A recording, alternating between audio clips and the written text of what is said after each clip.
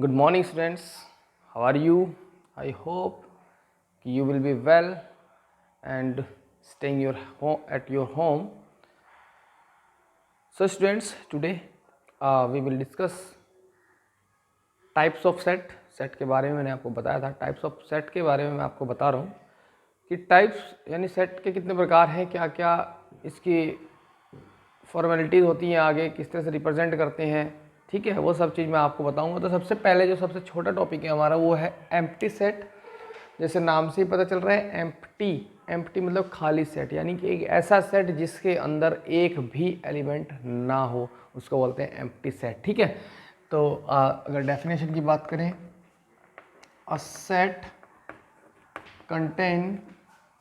containing no element, ठीक है, is called empty set।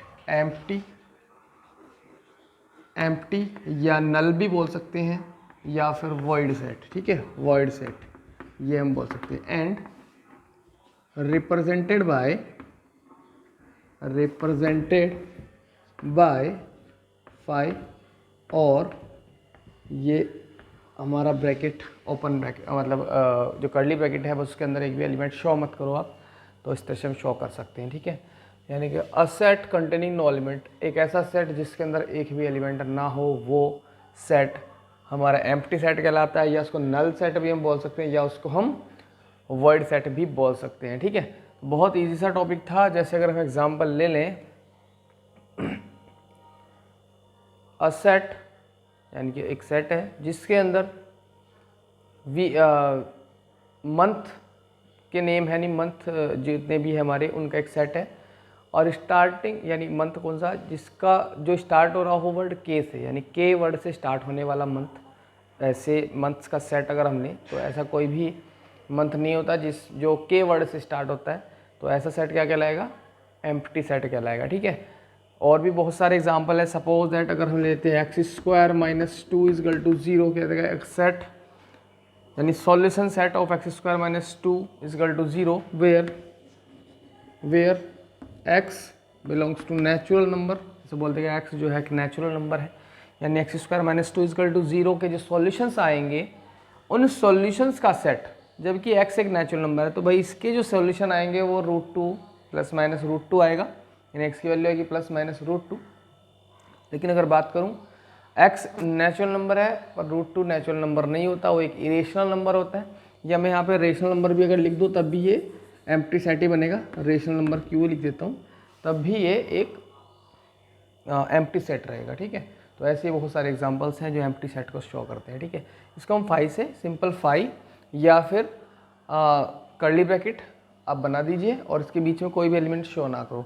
एक चीज़ और ध्यान रखना, बहुत से बच्चे एम्प्टी सेट को ऐसे शो करते हैं, this is not the empty set, ये एम्प्टी सेट नहीं है, ठीक है। यानी 5 को आप कर्ली ब्रैकेट से बंद कर देते, यानी कि या तो अगर आप 5 लिखोगे तो सिंपल 5 लिखना है, 5 को किसी भी कर्ली ब्रैकेट में बंद नहीं करना है। 5 इज़ ऑलवेज अ सेट, ठीक है।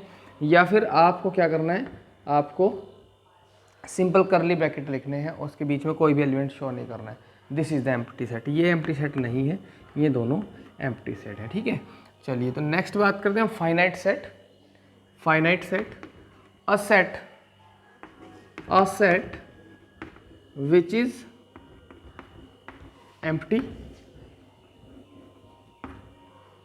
एम्प्टी सेट और containing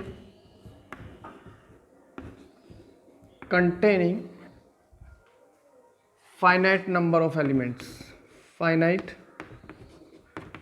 number of elements,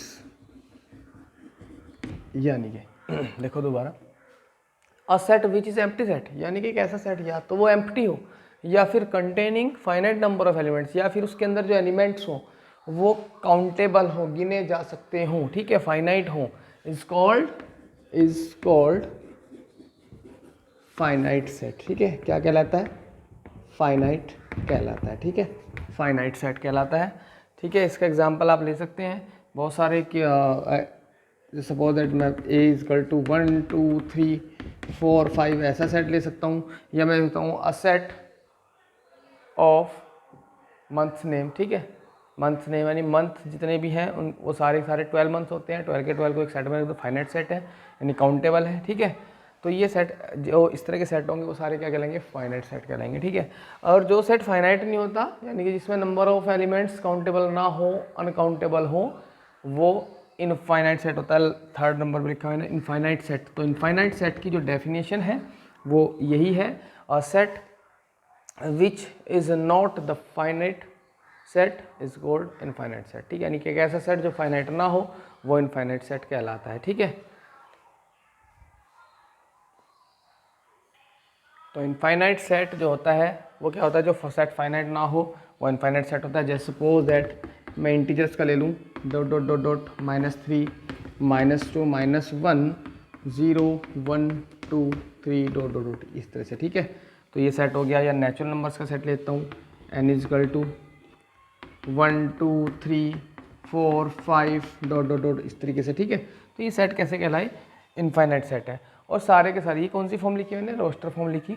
और जितने भी सेट हैं, जितने भी इनफाइनाइट सेट हैं, वो सारे के सारे हम रोस्टर फॉर्म में नहीं लिख सकते, ठीक है, टेबुलर फॉर्म में नहीं लिख सकते, तो सेट बिल्डर फॉर्म में लिखना पड़ता है। जैसे अगर मैं बोल दूँ सेट ऑफ रियल नंबर्स, तो रियल नंबर के सेट को ऐसे आप शो नहीं कर सकते टेबुलर फॉर्म। उसमें क्या लिखोगे, उसमें लिखोगे रियल नंबर के सेट को ऐसे x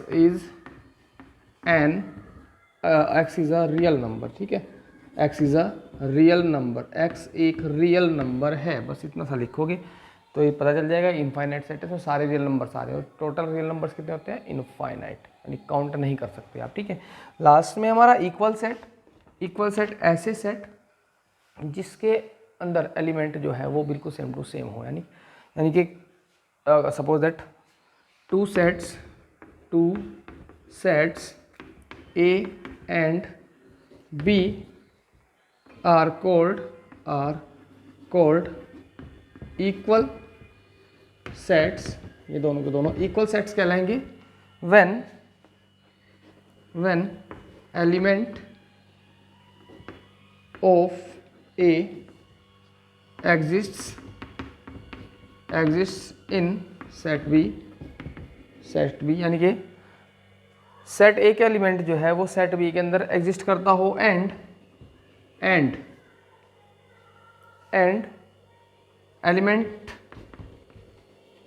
element of set B exists in set A, ठीक है, सेट ए के अंदर एग्जिस्ट करता हो। तो ये बात मैं लिखी है, शायद नीचे वाली लाइन आपको दिखाई नहीं दी होगी शायद, set B exist in A, ठीक है। Two sets A and B are called equal sets when element of set A exist in set B and element of set B exist in A, यानी कि set ए का element B में भी हो और B का एलिमेंट ए में हो। तो अगर इस तरह की कंडीशन है तो वो दोनों सेट इक्वल कहलाएंगे। You can note down. Students, equal set में एक और मेन चीज़ है कि अगर सेट ए के अंदर सपोज दैट 1 2 3 4 4 एलिमेंट है, ठीक है, और एक सेट है बी, इसके अंदर भी 4 एलिमेंट है 4 2 3 1, तो ये दोनों सेट इक्वल कहलाएंगे। क्यों? क्योंकि अभी डेफिनेशन बताई कि सेट ए के एलिमेंट जितने भी है वो सेट बी के अंदर होने चाहिए और सेट बी के एलिमेंट जो है वो सेट ए के अंदर भी होने चाहिए। तो अगर यहाँ पे मैं देखता हूँ 1, तो 1 अगर ए के अंदर है तो वो बी के अंदर भी है, 2 अगर ए के अंदर है तो बी के अंदर भी है, 3 भी है और 4 भी है। ऐसे ही सेट बी के जितने भी एलिमेंट्स हैं वो सारे के सारे ए में एग्जिस्ट करते हैं। तो यहाँ पे हम लिख सकते हैं ए इक्वल टू बी, यानी सेट ए और सेट बी दोनों आपस में इक्वल सेट हैं, ठीक है। एक और कंडीशन यहाँ पे आती है, अगर सपोज दैट एक सेट ए है, इसके अंदर 1 2 3 3 एलिमेंट है सपोज दैट, और एक सेट बी है, इसके अंदर 3 एलिमेंट ना होके यहाँ पे 1 2 1 3 2 5 एलिमेंट है, ठीक है। यहाँ 5 एलिमेंट है और यहाँ 3 एलिमेंट है, लेकिन अकॉर्डिंग टू द डेफिनेशन क्या कहती है, सेट ए के एलिमेंट अगर सेट बी के अंदर मौजूद हो और सेट बी के एलिमेंट सेट ए के अंदर मौजूद हो तो वो दोनों के दोनों सेट इक्वल कहलाते हैं। तो यहाँ पे 1 एग्जिस्ट करता है, भले ही वो 2 बार हो, 2 भी एग्जिस्ट करता है, 3 भी एग्जिस्ट करता है। अगर बी से ए की बात करूँ तो 1 एग्जिस्ट करता है, 2 भी एग्जिस्ट करता है, ये 1 तो फिर से एग्जिस्ट करेगा, 3 भी एग्जिस्ट करता है। तो यहाँ पे नंबर ऑफ एलिमेंट्स बदल गए हैं, लेकिन यहाँ पे हम दोनों सेट को लिखेंगे कि ए और बी दोनों आपस में इक्वल हैं। हाँ, number of elements in A और number of elements of B, वो दोनों अलग अलग हैं। Number of elements in A को शो कैसे करेंगे, number of elements in A यानी कि छोटा n और ब्रैकेट में लिख देंगे सेट ए इस तरह से, तो यहाँ पे लिख देंगे 5। इसका मतलब है number of elements in set A, sorry 3 है यहाँ पे 3, और यहाँ पे लिख देंगे number of elements in B is equal to 5। ठीक है, तो नंबर ऑफ एलिमेंट्स को इस तरह से शो करते हैं, ये अलग से कहीं नोट कर लेना। Number of elements in set A is equal to 3, number of elements in set B is equal to 5 according to the sets. ठीक है, इन दोनों सेट्स के बारे में बात करूँ, अगर इन दोनों के बारे में बात करूँ तो number of elements in set A 4 and number of elements in set B also 4। ठीक है, तो ये दोनों सेट तो इक्वल हैं। और अगर ऐसा नहीं होता, अगर दो सेट इक्वल ना हो तो वो अनइक्वल होते हैं, और अनइक्वल को हम ऐसे शो करते हैं, हाँ ए नॉट इक्वल्स टू बी। ठीक है, अगर दो सेट इक्वल नहीं है तो वो अनइक्वल होंगे, अनइक्वल को हम mathematically A not equals to B इस तरह से शो करते हैं। ठीक है, चलिए तो मैंने एग्जांपल नंबर 6 लिया है। सबसे पहले example number 6, state which is finite और इनफाइनाइट, यानी इक्वल, फाइनाइट, इनफाइनाइट और हमारा एम्प्टी सेट से रिलेटेड कुछ क्वेश्चन हैं, वो हम इसको करते हैं सॉल्व। एग्जाम्पल नंबर 6 सबसे पहले करते हैं। तो इसमें है सबसे पहले क्वेश्चन नंबर 1, x एक नेचुरल नंबर है और x minus 1 x minus 2 equal to 0 है। तो यानी कि नेचुरल नंबर की बात कर रहा, अगर मैं यहाँ से सॉल्यूशन निकालता हूँ तो x की वैल्यू कितनी आएगी, यहाँ से 1 आ जाएगी, यहाँ से आ जाएगी 2, यानी कि अगर मैं इसको लिखता हूँ तो मैं इसको लिख सकता हूँ 1, 2। तो ये एक फाइनाइट सेट है क्योंकि इसमें दो ही एलिमेंट आएंगे 1 और 2। अगर मैं सेकंड की बात करता हूँ, x एक नेचुरल नंबर है और x स्क्वायर इक्वल टू 4, तो यहाँ से अगर मैं सॉल्यूशन सेट बनाता हूँ तो यहाँ से x की वैल्यू निकल के आएगी +2 और -2, लेकिन इसने यहाँ पे बाउंड कर दिया कि x एक नेचुरल नंबर है तो इसकी वैल्यू सिर्फ 2 आएगी। ठीक है, तो इसमें सिर्फ एक एलिमेंट होगा 2, और ये भी एक फाइनाइट सेट है। ठीक है, क्योंकि दिख रहा है एक ही एलिमेंट है, फाइनाइट होगा। इसमें दो एलिमेंट है, ये भी फाइनाइट है।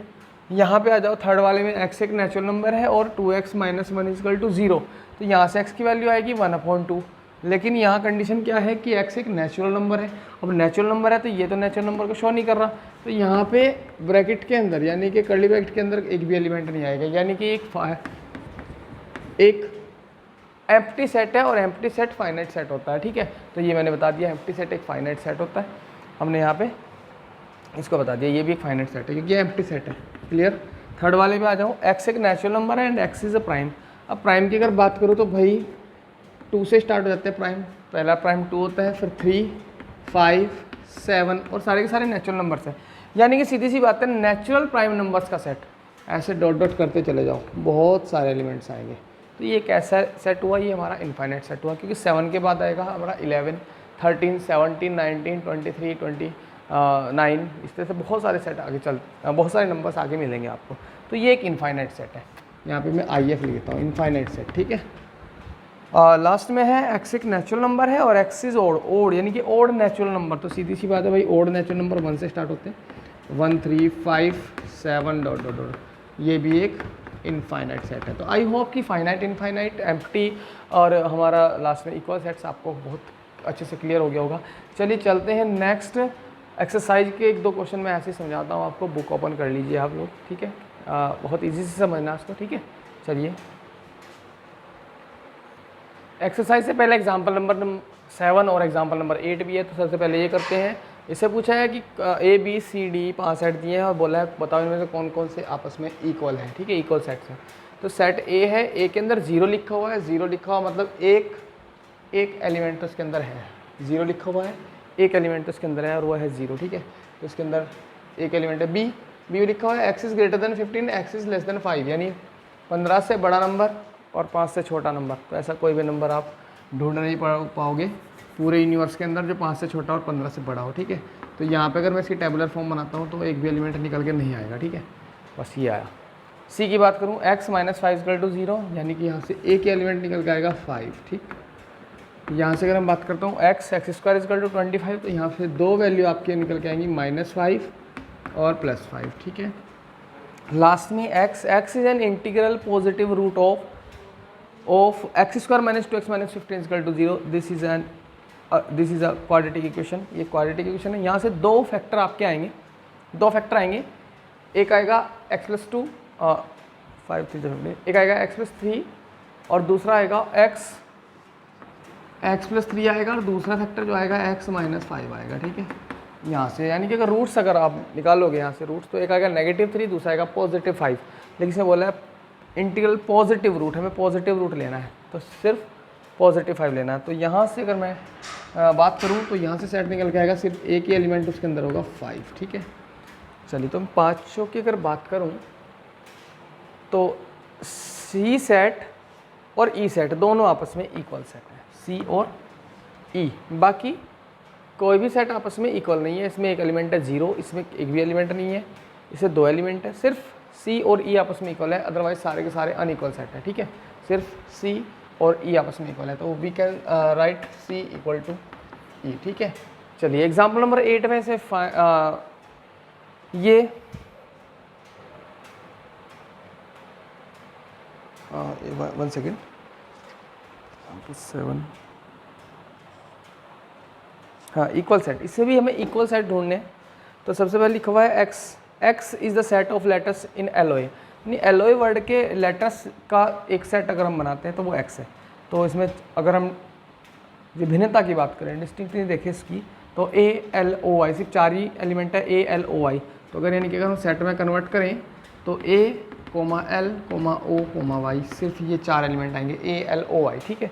यहाँ से सेकंड में B is a set of letter loyal. अगर लोयल की बात करूँ तो लोयल के भी 4 एलिमेंट आएंगे, LOYA, LOYA, ठीक है। तो अगर हम देखें LOYA यहाँ पे भी है, LOYA यहाँ पे भी है, तो दोनों के दोनों जो हमारे सेट हैं x और b, ये दोनों आपस में इक्वल है। तो we can write this x is equal to b, हम x is equal to b लिख सकते हैं, ठीक है। नेक्स्ट है सेकंड पार्ट 8th का। सेट A है, इसके अंदर n टाइप के एलिमेंट है, n एक इंटीजर है, and n square is less than equal to 4, less than equal to 4।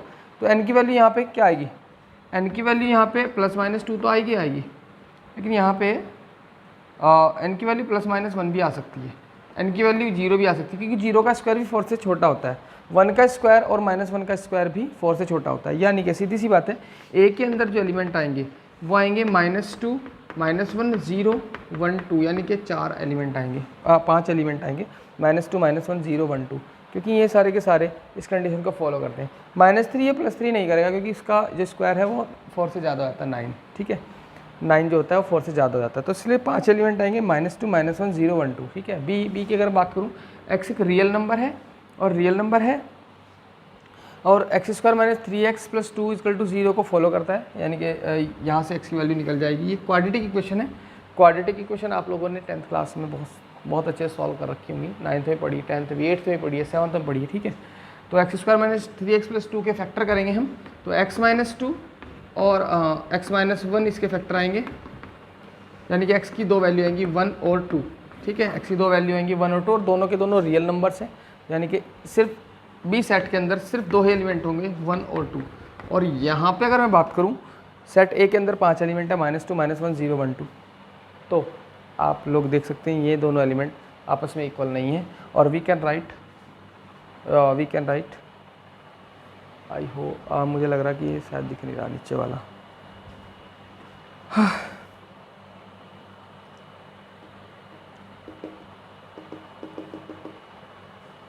तो यहाँ से पता चल गया होगा आपको, A के अंदर 5 एलिमेंट है, -2, -1, 0, 1, 2। लेकिन यहाँ जो B सेट का जो सॉल्यूशन निकालोगे, ये मैंने नीचे लिख दिया बोर्ड पे, यहाँ ये वाली लाइन आपको दिखाई दे रही है। तो B के अंदर 1, 2 एलिमेंट आए, तो सीधी सी बात है, A के अंदर 5 एलिमेंट है, B के अंदर 2 एलिमेंट है, लेकिन वैरायटी यानी अलग अलग है सारे। इसमें -2, -1 और 0 एग्जिस्ट करता है, जबकि उसमें नहीं करता। तो ये दोनों सेट इक्वल नहीं है, तो we can write A not equals to B, ठीक है, A not equals to B। I hope कि इन एग्जाम्पल से आपको काफ़ी कुछ क्लियर हो गया होगा। इसकी हेल्प से आपको एक्सरसाइज नंबर 1.2 बहुत अच्छे से आपको अपनी नोटबुक में नोट करनी है, सॉल्व करनी है। कोई प्रॉब्लम आए किसी भी क्वेश्चन में, यू कैन आस्क मी, ठीक है। Okay students, have a nice day.